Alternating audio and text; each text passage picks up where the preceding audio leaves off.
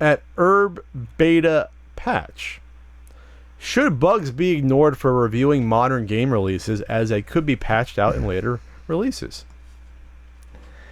First time we have a question be the same as the guy's name, by the way. No. Not exactly. I've been thinking about this a lot more as games come out and they get better. One in particular stuck out in my mind because I actually bought it for my father the other day on PC, and it was a game that was riddled with bugs when it came out, and that was Fallout New Vegas, which ended up being one of my favorite, probably my favorite Fallout game at least of the modern ones, and it grew to be a great game. You have to take what's handed to you day one, and you have to review it as it's given to you, especially something that back then was, reviewed on a system that not everyone had connected to the internet. But you have to take your day one experience because a lot of people are going to buy on day one, and you have to review it as such. That said, I do think there's something to be said about maybe especially around the holiday season, maybe October, November, taking some of these big releases that were maybe marred by bugs and maybe doing an update review on them based on patches and bug fixes. I'm not saying you gotta blow them, but if a game came out in a game that was big came out in September or something, or June, or in the spring, and has had significant fixes to it where it was broken and is now a much better, more playable game, maybe give it a secondary review or a secondary glance and say, hey, this was fixed. Doesn't excuse the shape that it came out in, but it's much more playable now. It's a much more enjoyable experience. I don't like that games are often shipped in a broken state because they know they can fix them later. But a game can drastically improve over the course of patches.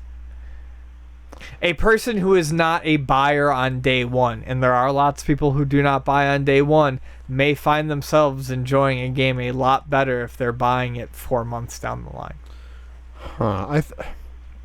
I guess it depends to me if there are features or bugs that are being patched or being put in. No, I'm talking about bugs. I'm not necessarily bugs. talking about features. I'm talking bugs. Okay.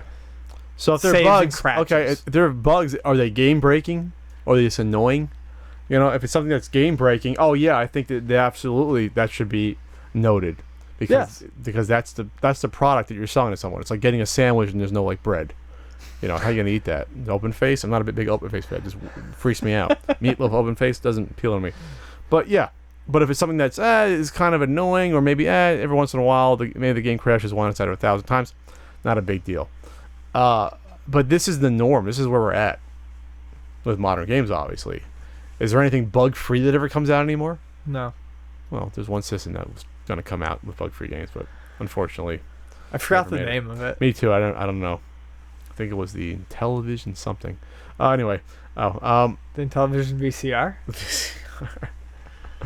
But no, you can't ignore them because that's the product people are getting. It's like watching a movie, and if you're watching the movie and the sound mix is bad, or it wasn't spliced correctly together, it's you can't ignore it. And that's the product you're watching, or that's what you're listening to. That's what it is. A lot more people buy games on launch or close to launch these days because so many games have tied in online features, and online for a lot of games can pass you by if you don't buy them close to launch. With how fast first-person shooters come out, or the hot new online game comes out, that if you don't buy it right away, you miss a significant portion of the game. So by the time those features get fixed, it may be too late. So yes, you have to take that into account. But I do think it is possible for a game to reach its true potential through patches and fixes. Like I said, a good example would be Fallout New Vegas, given time. So this is a little bit of a halfway question, and I think some games do deserve revisiting. I guess or else we get to the point where you have to have leeway or grace period for new games that come out. Well, we'll give it a couple weeks and then review it. You can't Some review it. places do that. They do that? Yeah, they'll be like, as of right now, it's this. We'll check back in a month. Don't remember Danny Sullivan having a review like that. That was bug free right out of the gate. Absolutely zero bugs. 0 It bugs. was on cartridge.